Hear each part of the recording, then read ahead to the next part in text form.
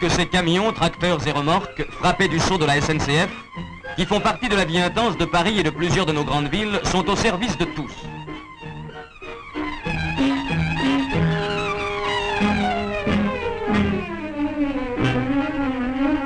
Sur un simple coup de téléphone, pour Paris, il suffit d'appeler l'abord 9200 et le bureau central de renseignement voyageurs et marchandises enregistre immédiatement la commande.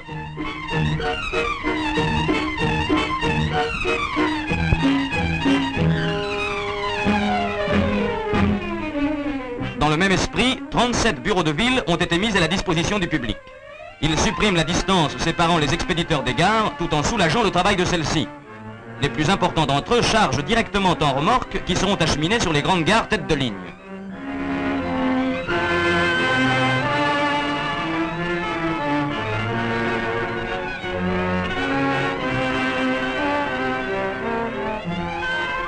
Les bureaux de moindre importance, dont le trafic ne justifie pas une desserte directe sur les gares tête de ligne, remontent leurs colis sur le centre de tri d'Orsay.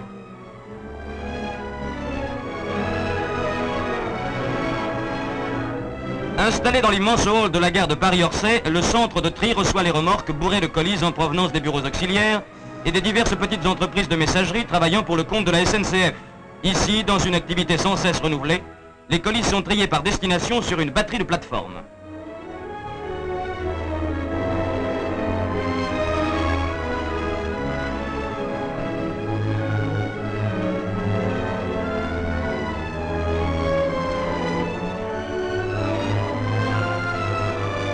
Suffisamment chargée, la plateforme est soulevée par un tracteur élévateur spécial qui la conduit au chantier de chargement d'où partira une remorque en destination de la gare de départ.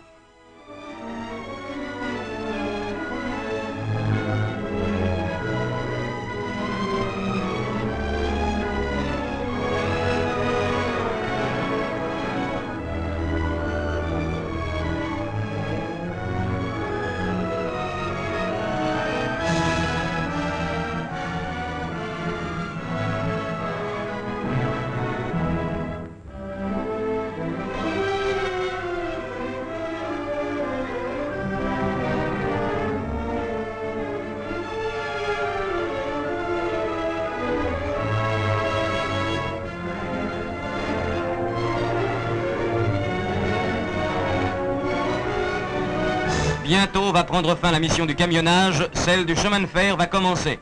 Grâce à une organisation méthodique, au rouage bien rodé, les colis acceptés dans la journée avant 17 h partent par les trains de soirée. Ils parviendront à destination dans les gares de la plupart des grandes villes le lendemain matin.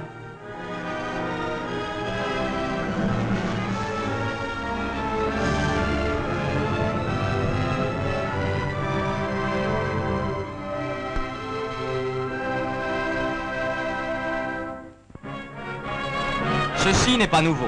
Les cadres de déménagement sont toujours utilisés. On a cependant modernisé leur manutention et les grandes gares françaises sont équipées de grues automobiles puissantes et pratiques.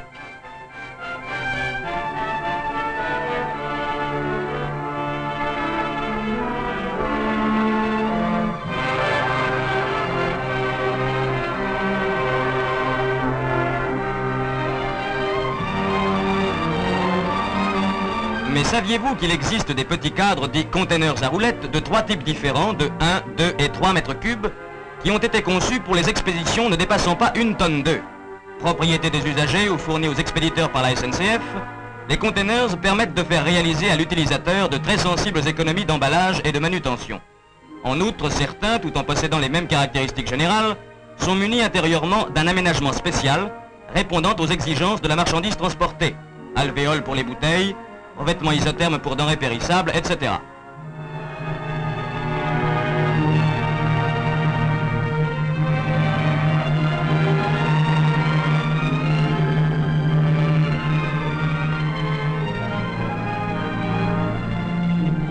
Si ce dernier genre ne vous convient pas, nous avons les modèles au-dessus, dirait un bon vendeur. Les voici. D'une capacité de 8, 12 ou 18 mètres cubes, ils ont une charge utile de 4 tonnes.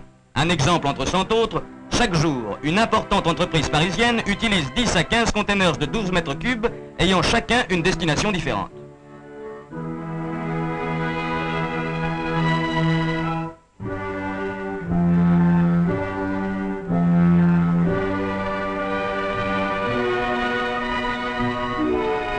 que pour les colis, ils sont conduits aux gares tête de ligne, d'où ils seront acheminés par fer vers leur destination, localité parfois distante de 600 à 1000 km, dans lesquelles ils seront livrés le lendemain.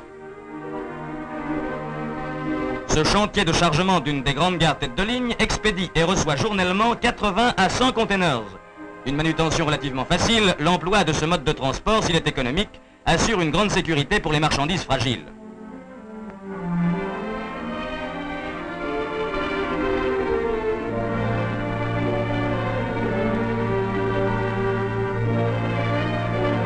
Les containers à liquide sont également très utilisés. Certains sont affectés au transport des vins, d'autres d'huile comestible, de lait ou de différents produits industriels. L'exploitation de containers spéciaux évite les transbordements toujours fort coûteux.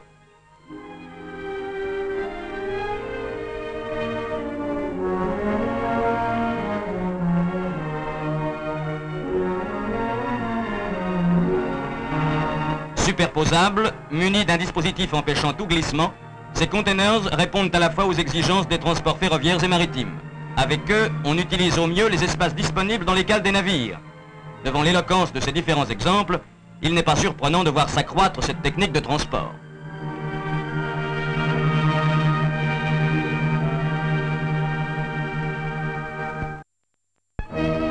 Le saviez-vous aussi que le porte-à-porte existe d'une façon absolue en matière de chemin de fer? Les remorques rail-route en constituent le procédé rationnel.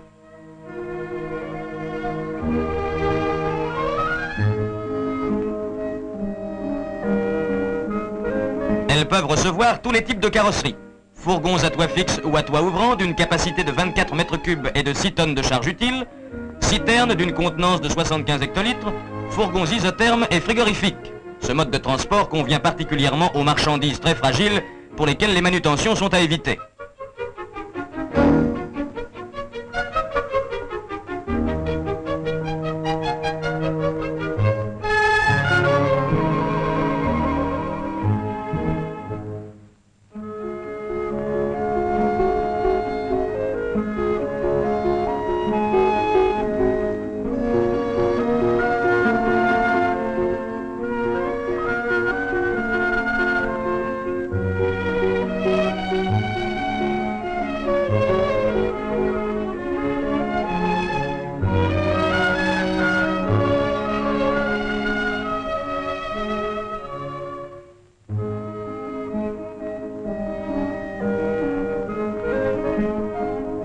Le chargement s'effectue en marche arrière sur des wagons spécialement équipés pour recevoir les remorques. En cas d'erreur de direction, le recul de la remorque détermine un mouvement de translation au dispositif spécial d'accès qui la centre automatiquement dans l'axe du wagon.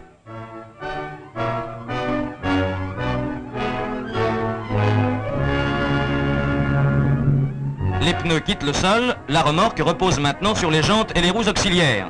Elle se déplace sur les rails installés sur le plateau du wagon.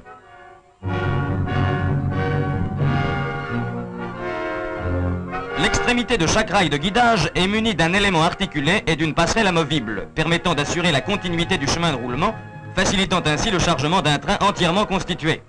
Après avoir été libérée de son tracteur, la remorque est fixée sur les rails porteurs à l'aide de cales, spécialement étudiés pour amortir en majeure partie par gravité les chocs de tamponnement.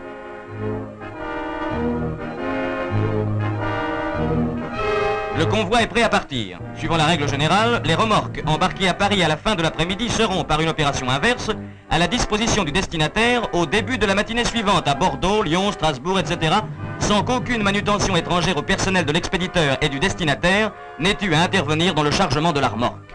Dans cette heureuse coopération du rail et de la route, la sécurité, la rapidité et la régularité donnent aux usagers la plus sérieuse des garanties.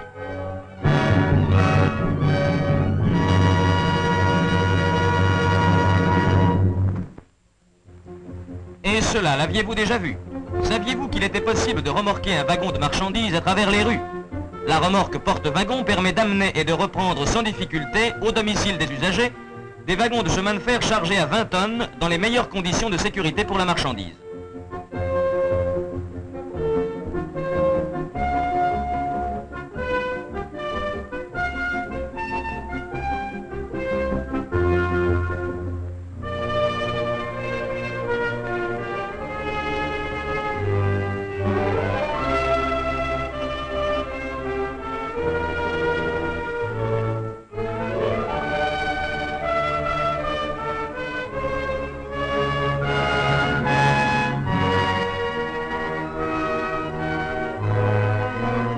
Avec ses 16 roues articulées dont l'orientation est automatiquement commandée par le tracteur, grâce à un triangle d'attelage qui peut être placé indifféremment à l'une ou l'autre de ses extrémités, la remorque peut porter jusqu'à 40 tonnes.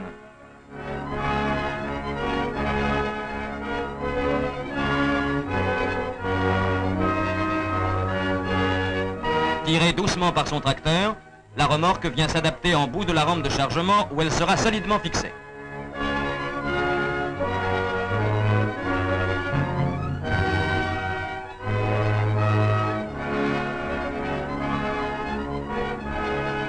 Halé par le tracteur, un wagon gravite aisément la rampe qui va le hisser au niveau et dans l'axe de la remorque, composé de deux éléments symétriques qui peuvent s'écarter l'un de l'autre, permettant ainsi à tous les wagons à deux essieux, dont l'écartement est compris entre 3 et 8 mètres, d'y prendre place.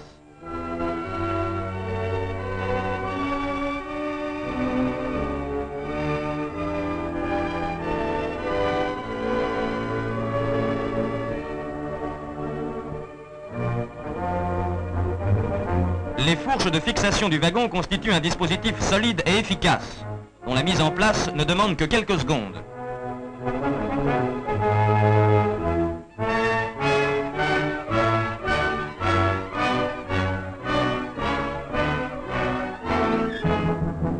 Après toutes ces manœuvres, qui ont duré environ 3 minutes, le convoi quitte la gare.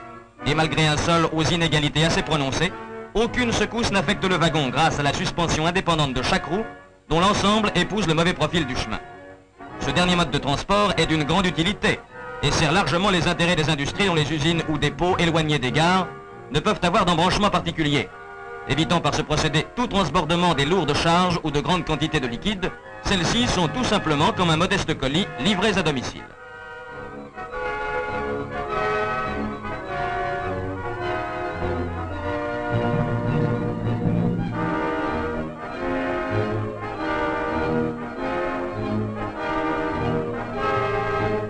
Servant aussi l'histoire, cette technique moderne de transport a permis, malgré l'état des chemins empruntés, détrempés par la pluie, d'amener par la route, de la gare de Rotonde au carrefour de l'Armistice, le frère jumeau du célèbre wagon dans lequel fut signée en 1918 la capitulation allemande et qui fut détruit pendant la guerre. Tiré par un tracteur de 220 chevaux et équipé spécialement pour ce transport peu courant, les éléments de la remorque supportèrent aisément les 41 tonnes de leur charge.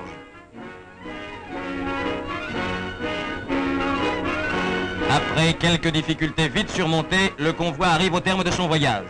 Descendu, le wagon va prendre la place du disparu et perpétuer ainsi le souvenir d'une page de l'histoire.